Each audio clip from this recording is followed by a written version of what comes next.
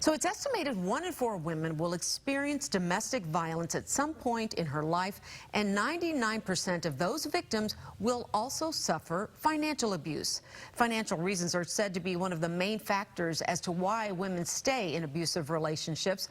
So how do women protect themselves from the financial abuse of domestic violence? We're joined by attorney and financial advisor Kim Scouller. Thank you for joining me this afternoon. Nice to see you. Nice to see you too, Sylvia. Okay, Thank you. Let's begin by talking about finances, because that is one thing you say every woman should be involved with, no matter how healthy a relationship you have is. Explain. Absolutely. A lot of times in couples, what we see are one part of the couple, one person takes responsibility for all of the financial decisions and knowledge about all of the couple's finances, and the other person in the couple is left in the dark. We really encourage both persons to know all about the finances in their family and to share in the financial decisions.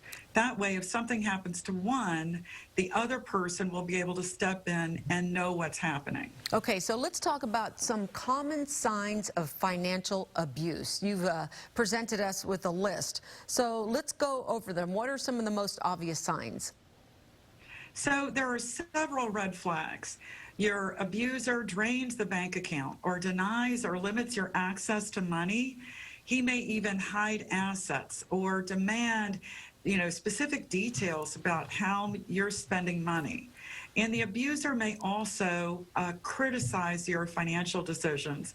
And I'd say another thing that we've seen in a lot of situations is the abuser ruins the couple's credit. And for women who escape those situations, they can end up living with bad credit, back taxes, bankruptcies for years after they escape the situation. Okay, so what is one thing you would say to any woman watching this right now who's feeling scared and trapped and not sure what to do? Well, first of all, I would say learn how money works. I talk to many women and I say, a man is not a plan. We need to take responsibility for learning how money works, but so many women don't think they're smart enough or educated enough or something enough. We are more than enough. What I see women accomplish every day for themselves and their families is inspiring and heroic.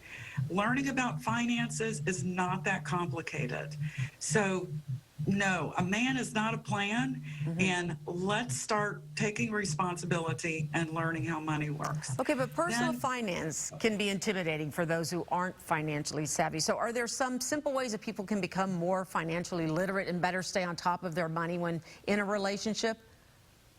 Well, there are some very basic rules to finances that if women and men knew these rules, they would be financially literate and be able to manage most of their financial situation. But we think, oh, it's complicated and there's too much math involved, and we need to hire somebody who's, gone to school for it.